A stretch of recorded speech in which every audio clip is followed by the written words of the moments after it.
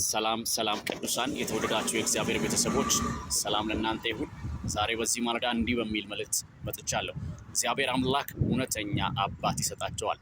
ይህም እውነተኛ አባት የናዝሬቱ ጌታ ኢየሱስ ክርስቶስ ነው። አንደኛ ቆሮንቶስ ምዕራፍ 4 ከቁጥር 15 ጀምሮ እንደዚህ ይላል፣ ብዙ ሞግዚቶች ቢኖሯችሁም ነገር ግን አንድ አባት አላችሁ ይላል።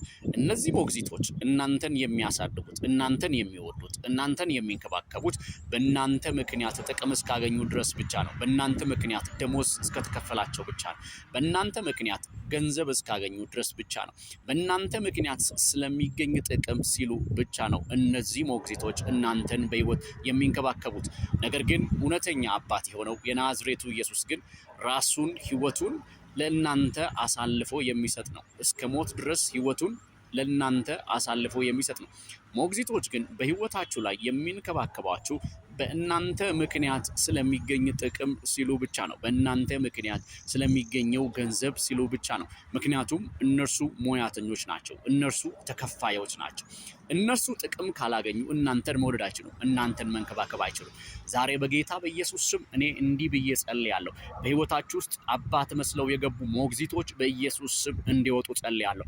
በናዝሬቱ ጌታ በኢየሱስ ስም በትዳራችሁ ውስጥ፣ በአገልግሎታችሁ ውስጥ፣ በፋይናንሳችሁ ውስጥ፣ በእያንዳንዱ በእናንተ በሆነው ነገር ላይ በጌታ በኢየሱስ ክርስቶስ ስምና ስልጣን አባት መስለው የገቡ ሞግዚቶች ከሕይወታችሁ ውስጥ እንዲወጡ ጸልያለሁ።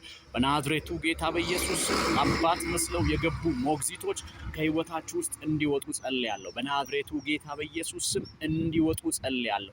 በትዳራችሁ ውስጥ የገቡ፣ በአገልግሎታችሁ ውስጥ የገቡ፣ በፋይናንሳችሁ ውስጥ የገቡ ሞግዚቶች ከሕይወታችሁ ውስጥ እንዲወጡ ጸልያለሁ። በጌታ በኢየሱስ ስም ከሕይወታችሁ ውስጥ ለቀው እንዲወጡ ጸልያለሁ። ሞግዚቶች እንዲወጡ ጸልያለሁ። አባት መስለው የገቡ ሞግዚቶች እንዲወጡ ጸልያለሁ። ምክንያቱም ሞግዚት ጥቅም እስካገኘ ድረስ ብቻ ነው እናንተን የሚንከባከበው፣ እናንተን የሚወደው። አሁን እውነተኛ አባት ግን ራሱን ሕይወቱን እስከ ሞት ድረስ አሳልፎ የሚሰጥ ነው። ይህም እውነተኛ አባት የናዝሬቱ ኢየሱስ ነው። ይህ አባት በሕይወታችሁ ላይ፣ በትዳራችሁ ላይ፣ በአገልግሎታችሁ ላይ፣ በቀናችሁ ላይ እርሱ ብቻ እንዲነግስ በኢየሱስ ክርስቶስ ስምና ስልጣን እጸልያለሁ። መጽሐፍ ቅዱስ ላይ እስራኤላውያን፣ አይሁዳውያን ኢየሱስ ክርስቶስን ቀርበው እኛ የአብርሃም ልጆች ነን፣ እኛ የዳዊት ልጆች ነን፣ እኛ የሙሴ ልጆች ነን ሲሉት እንመለከታለን።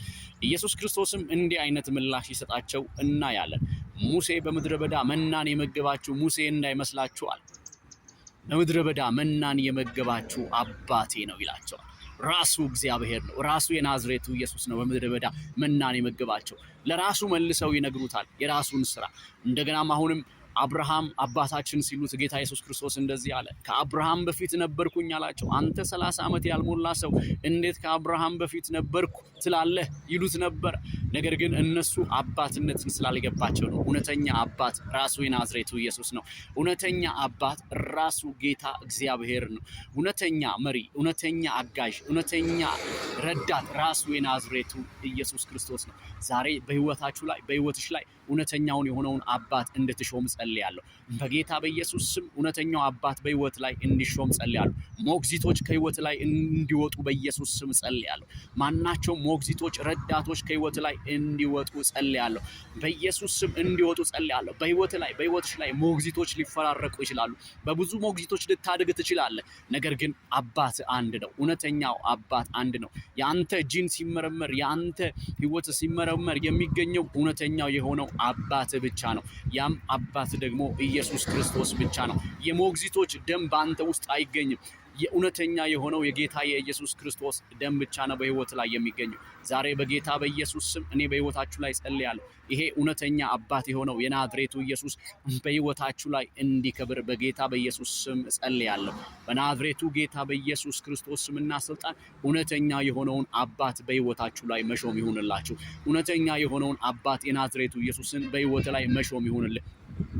ተባረኩልኝ። እግዚአብሔር አምላክ ዘመናችሁን ይባርክ፣ ሕይወታችሁን ይባርክ፣ ቀናችሁን ይባርክ። እውነተኛ የሆነው የናዝሬቱ ኢየሱስ በሕይወታችሁ ላይ ይሾም። ተባረኩ። ወዳችኋለሁ። ዘመናችሁ ይባረክ። አሜን።